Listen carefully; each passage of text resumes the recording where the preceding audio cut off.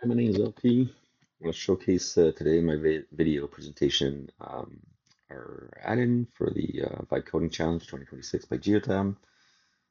So I'm going to go over the solution, the process, talk a little bit about it, and try to show as much as I can. So what we decided to do was an add-in, as we are accustomed to doing. We've been doing lots of them for a lot of years.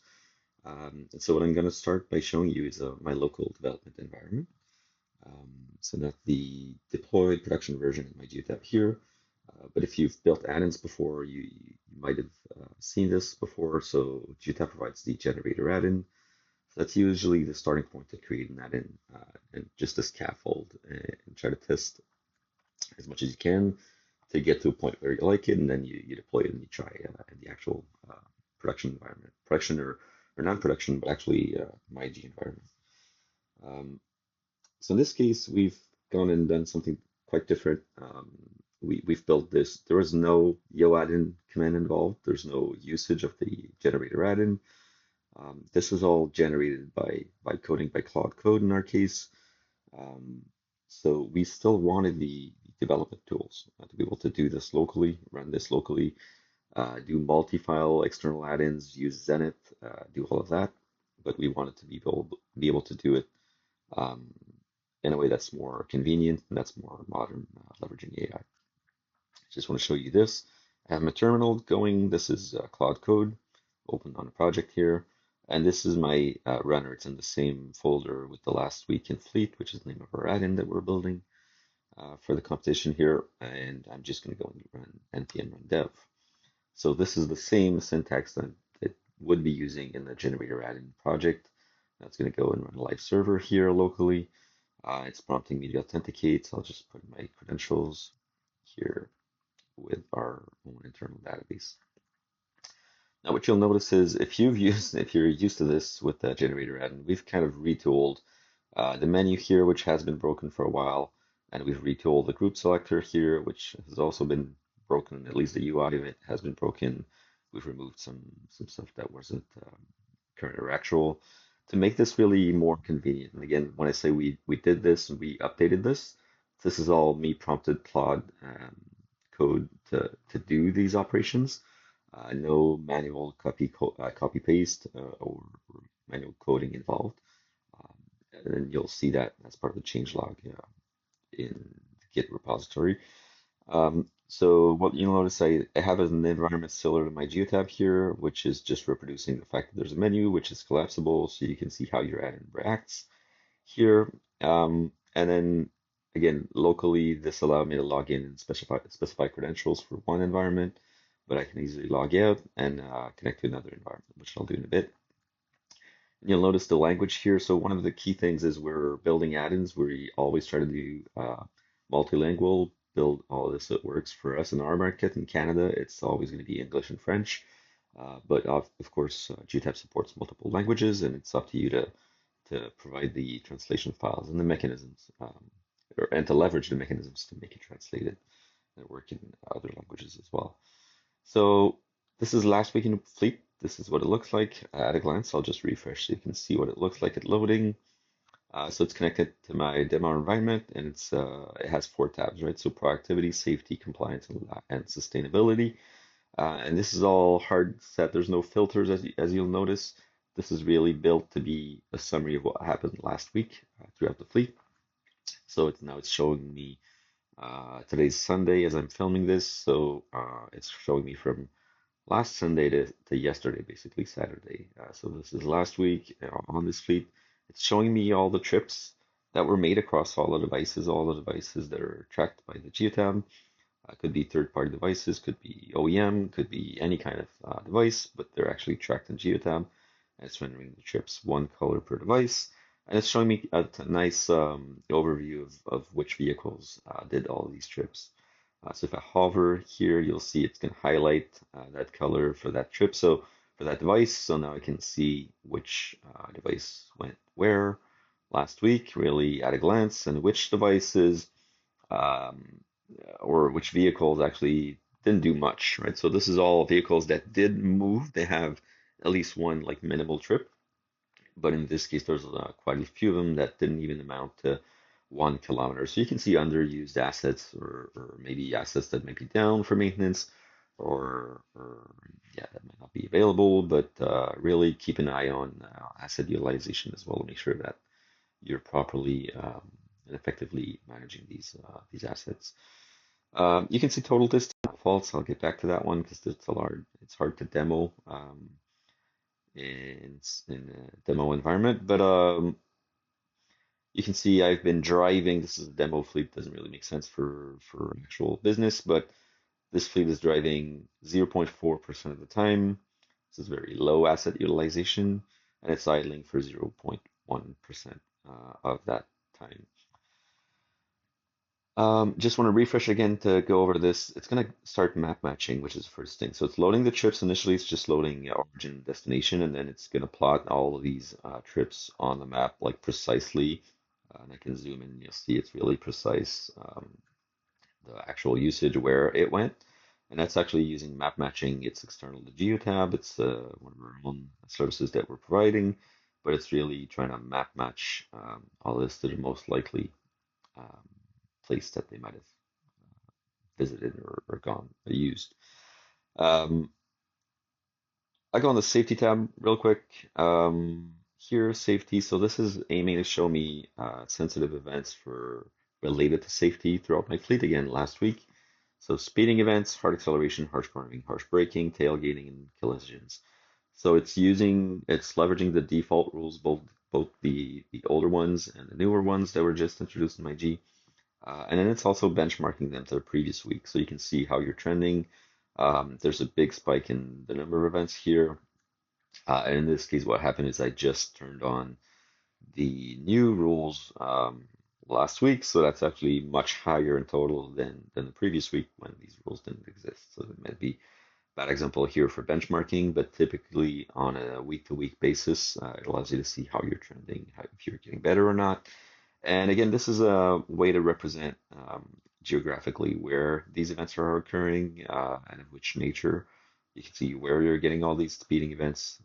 Again, this is an interactive map. You can zoom in. You can see the hot spots for all of these events. And in the same matter, you can just go over one of the vehicles. Basically, you can get the details of this vehicle had 24 speeding events, 23 harsh cornering event, and two actually harsh braking events, so a total of 49 events for this week. And I can see where it happened. So when I mouse over, it's going to dim the other ones, and it's going to focus on this vehicle's events. So again, at a glimpse, I'll see the entire fleet here, what happened last week in terms of safety-related events. Compliance overview. So this is giving me an overview of some of the things that Geotab is, well, my Geotab is not typically, it might not make it as easy as it should be to look at these things. So HOS violations, just in total, how many violations were per driver. So you got a little bit of a description here of what we're tracking and why it's important, but HOS violations is obviously very important. And these are links to the HOS to the HOS violations page for that driver in that case. It's not going to work. I'm not going to click it here because it's local and it's obviously doesn't have access to all of the other pages in my Geotab. But we try to make it really interactive and navigate on where we're showing you concerns here as a summary for last week, and we're giving you means to go and address these issues or resolve them, or at least look at them in the relevant pages in my Geotab. Another key pillar here is unverified logs. So we know that drivers it's a regulation, they need to verify these logs. It might put them out of compliance if they're being audited and they are not verifying these logs for previous days. So in this case, we're looking at last week, how many days each driver has where they have at least one unverified log. And it, again, is safety liability. It's an issue. Not for safety, sorry, for compliance in this case.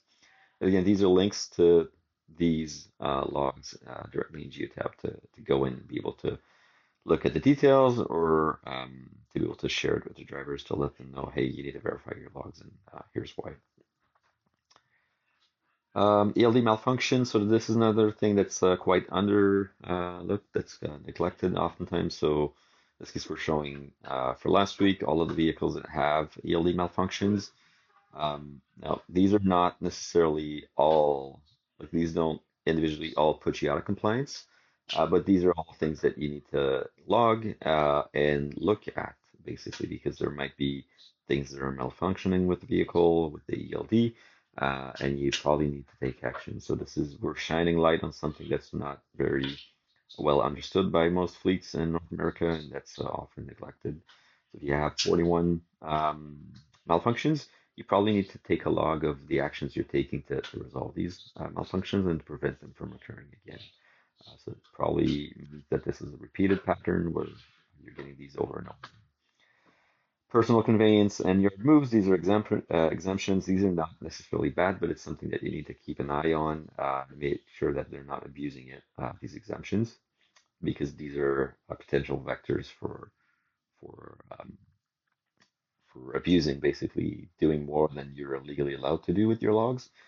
So again, just a way to keep an eye on it. Now, this demo database, I don't have any usage here, but I'll log into another environment and show you real quick in a second.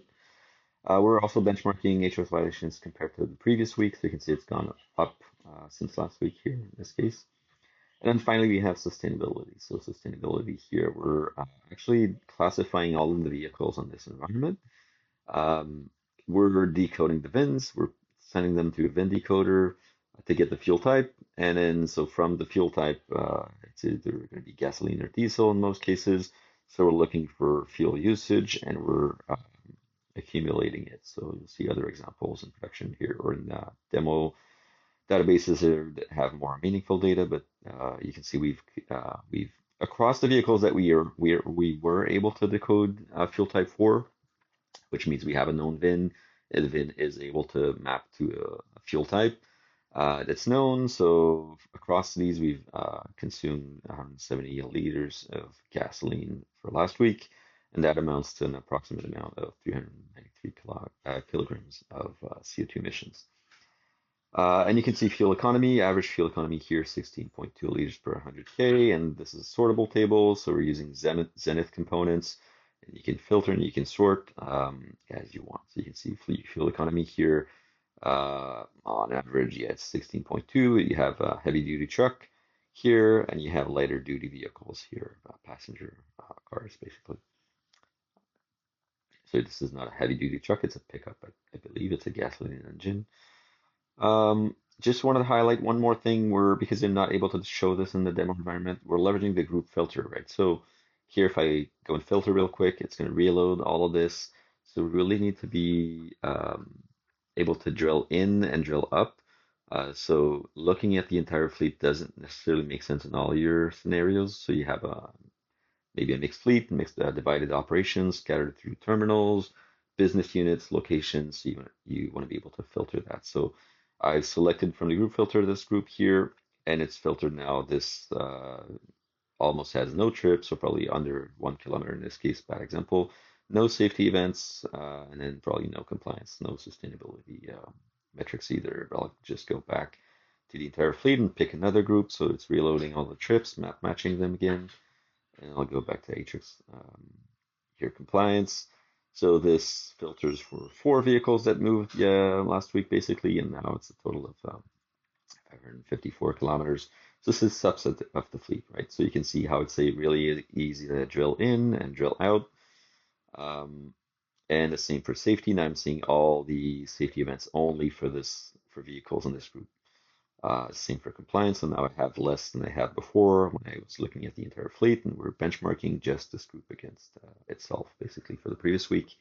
And the same for sustainability. Here I have one vehicle which has a known VIN, and so known fuel type, and so that's the one that we're showing here.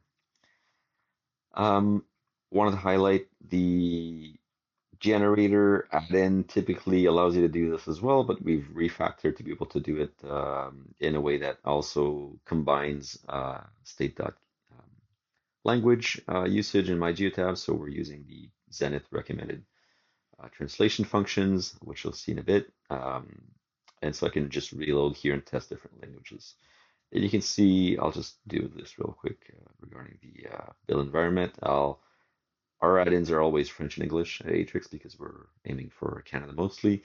Um, if I refresh in Spanish here, you'll see it's still showing in English because I don't have a translation file for Spanish in this case.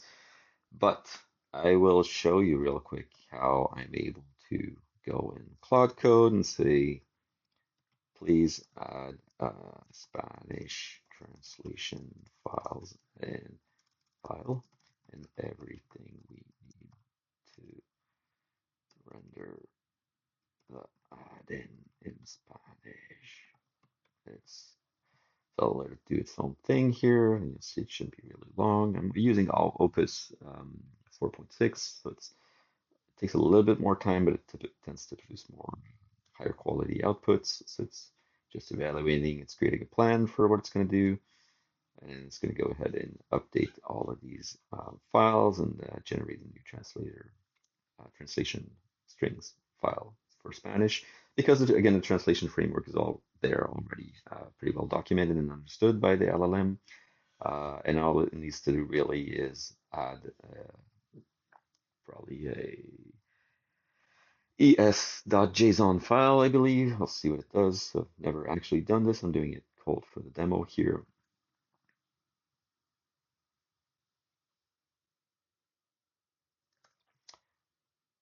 And you'll notice again, since I'm running this locally here with npm run dev, which is a live server, as soon as it will actually make edits to the file, which you'll see right here, it should be pretty soon. As soon as it does edits, you will see the runner reload. So when you see changelog here, I'm able to see exactly, right? So language.json, I just figured out it needs to create the es.json file, as I said. Spanish is already in the supported language list, so it's really all it needs to do. So probably look at the example for fr.json for French translation file and just port all the strings over. So there, so it's writing it as we speak. And you notice this just reloaded now on its own. And this is my Spanish translation for the entire add-in. So it might still be going and might have a little bit more to do. No, basically it's running the tests now. So it's making sure that it didn't break anything. And that's part of the instructions in Claude. And in the skills that Louis-Philippe and that Felipe at Geotab had worked on initially. But now it did all of this. It reloaded, it tested its changes to make sure it didn't break anything else, and basically there you have it. The add-in is now available in 3 languages, and this is all going to be automatic. Like in production, we don't have the drop-down like this to pick the language. It goes by user preference automatically. So I don't know if all these translations are perfect, but typically they tend to be pretty good. I don't personally speak Spanish very well, so I can't really be the judge of that. So I'll just actually go ahead and commit this so you can see the deployment pipeline. So I'll go here. I have 2 files that changed. The template isn't really important, but the es.json file is actually what was needed for Spanish translation.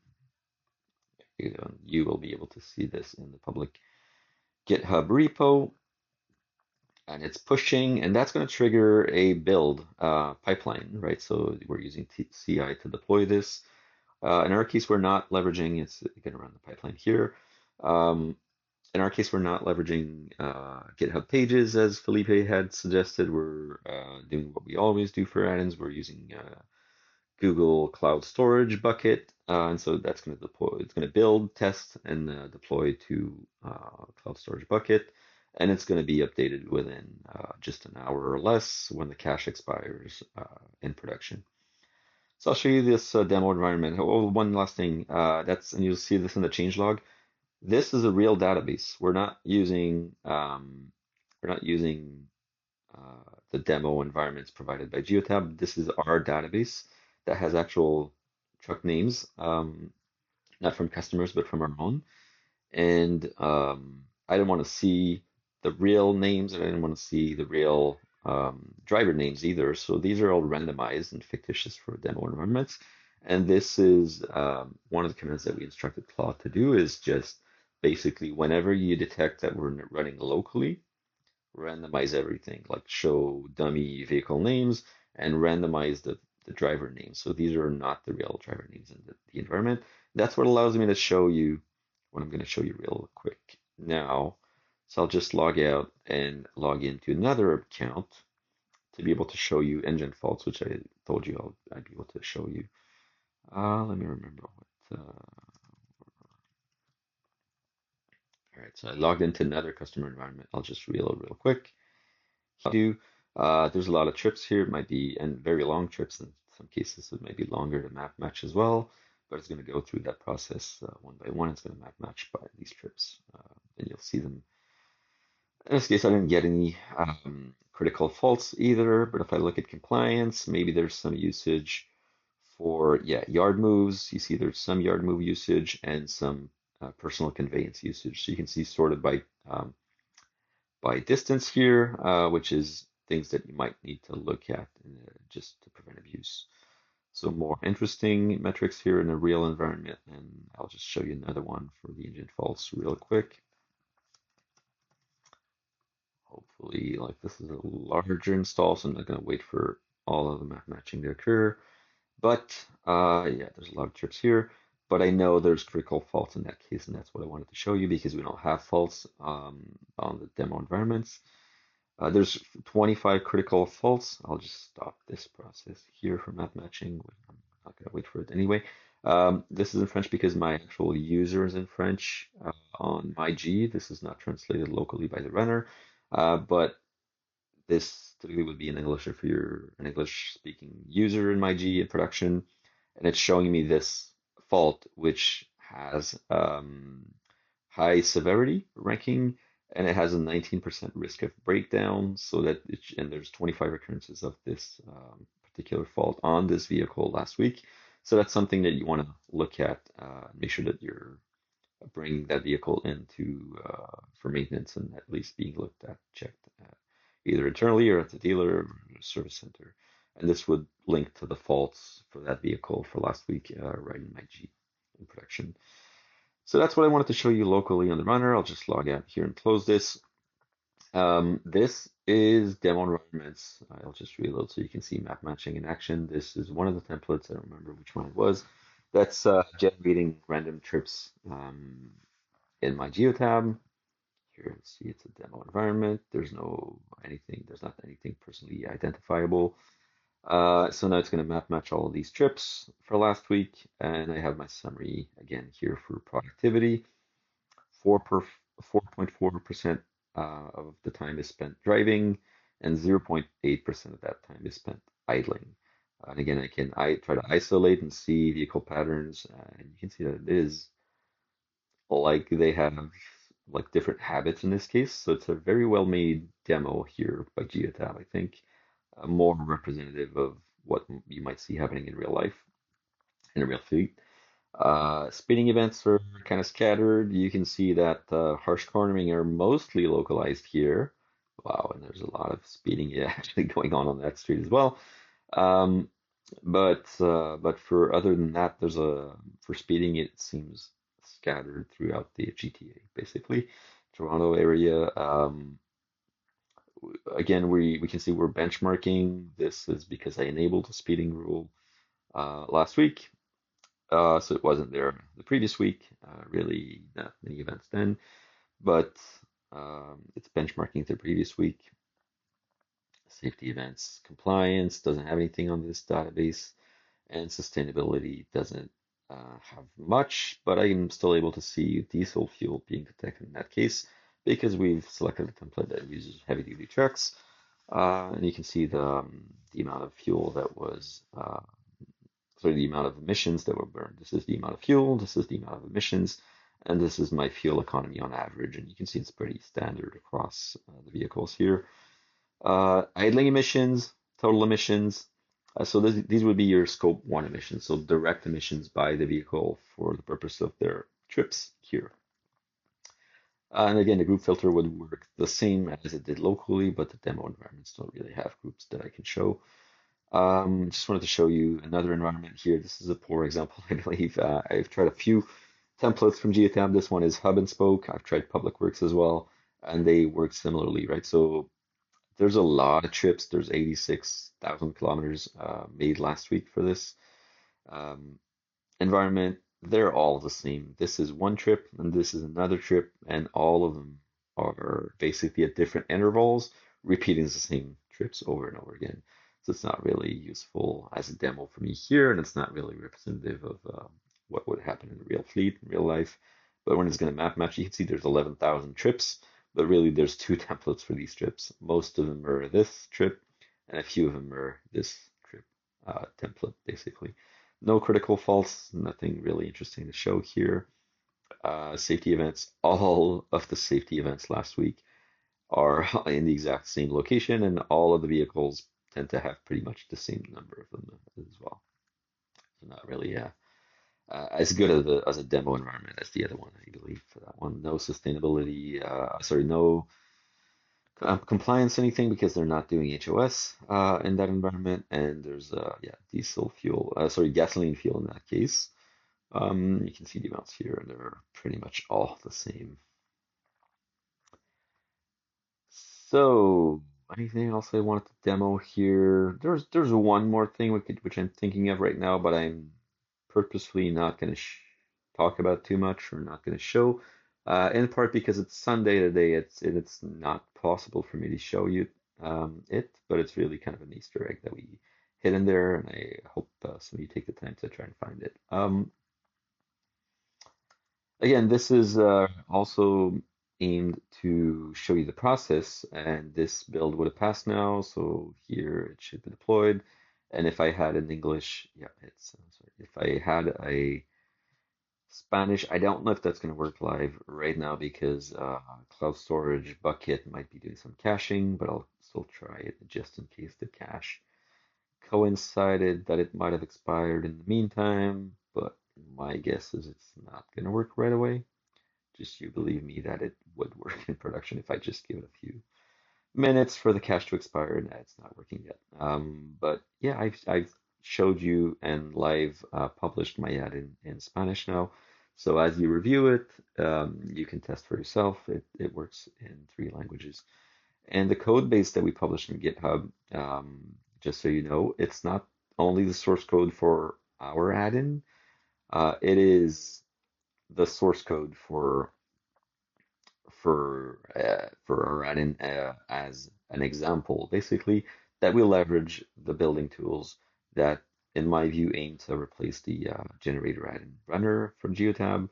So now we've perfected, we've kind of, we're standing on the shoulders of giants, I believe, leveraging what Felipe did and what previous developers might have done. We're leveraging Claude .md, which we improved upon or iterated upon to really specialize in and prompted us to do external add-ins and translated add-ins. And you can see all of my prompts here and some of my comments of what we did and why.